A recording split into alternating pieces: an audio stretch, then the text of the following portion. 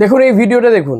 দৈনিক ভাস্কর এই ভিডিওটা দেখিয়েছে, যেখানে উত্তরপ্রদেশের প্রয়াগরাজে এক সাধুকে মারধর করা হচ্ছে, হেনস্থা করা হচ্ছে, ঘাড় ধাক্কা দিয়ে নিয়ে যাওয়া হচ্ছে, টানতে টানতে নিয়ে যাওয়া হচ্ছে। দেখুন দেখুন ভিডিওটা ভালো করে দেখুন।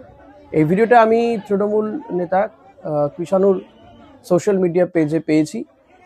তো দেখুন, ভিডিও তো মিথ্যে কথা বলে না, আর এটা দৈনিক ভাস্করের একেবারে জলছাপ দেওয়া রয়েছে, এআই ভিডিও নয়।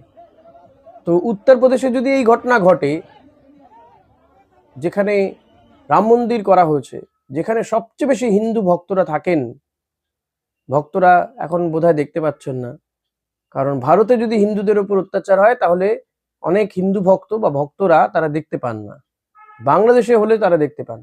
নিজের ঘরে নিজে কোথায় গন্ডগোল করছে সেটা দেখছি না, কোথায় ভিন দেশে অন্য দেশে হচ্ছে সেটা নিয়ে আমাদের বুক ফেটে যায়, দুঃখে বুক ফাটুক, অসুবিধে কিছু নেই।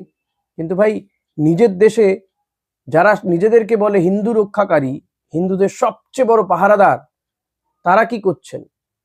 তারা এই যে দেখতে পাচ্ছেন তো ভিডিওটা, তারা এখন কি বলবেন যে আমাদের দেশেই, খোদ আমাদের দেশে যারা বলছেন হিন্দু রাষ্ট্র তৈরি করবেন, সে দেশেই তো হিন্দুরা অত্যাচারিত হচ্ছে। আমি বাংলাদেশের দীপু দাসকে যে অত্যাচার করে হত্যা করা হয়েছে তারও নিন্দা করেছি, এই ঘটনাটারও নিন্দা করছি। আমি নিজে একজন হিন্দু, তবে এটা কখনোই চাই না যে হিন্দু মুসলিম এই ব্যাপারগুলো চলুক, কারণ এটা করাই হয় হচ্ছে গুলিয়ে দেওয়ার জন্য। আসলে আপনি আপনার প্রাপ্যটা, আপনার অধিকার চাইতে পারবেন না, সেই কারণেই কিন্তু এই হিন্দু মুসলিম, এই এসআইআর, এই নানান খেলা। গ্যাসের দাম বেড়ে যাবে, তেলের দাম বেড়ে যাবে, সবজির দাম বেড়ে যাবে, চালের দাম বেড়ে যাবে, আপনি বলতে পারবেন না, ভাবতেই পারবেন না, কারণ আপনি আপনার কার্ড খুঁজবেন, জন্ম পঞ্জিকা খুঁজবেন, আর কি কি তথ্য রয়েছে যেটা দিলে কমিশনকে খুশি করা যায় সেটা খুঁজবেন। তারপর একদিন দেখবেন আপনার ব্যাংক থেকে টাকা হাফিস হয়ে গেছে, আপনি সেটার পেছনে দৌড়বেন। তো নানান রকম কাজ করবে,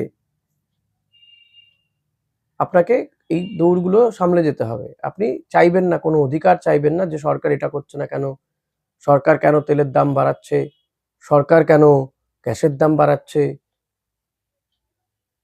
জিনিসপত্রের আকাশ ছোঁয়া দাম কেন হয়ে যাচ্ছে, তারপরে টাকার দামের এত পতন কেন হচ্ছে।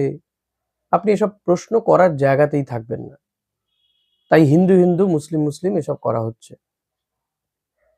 আর খোদ আমাদের দেশেই হিন্দুদের উপর এই অত্যাচার।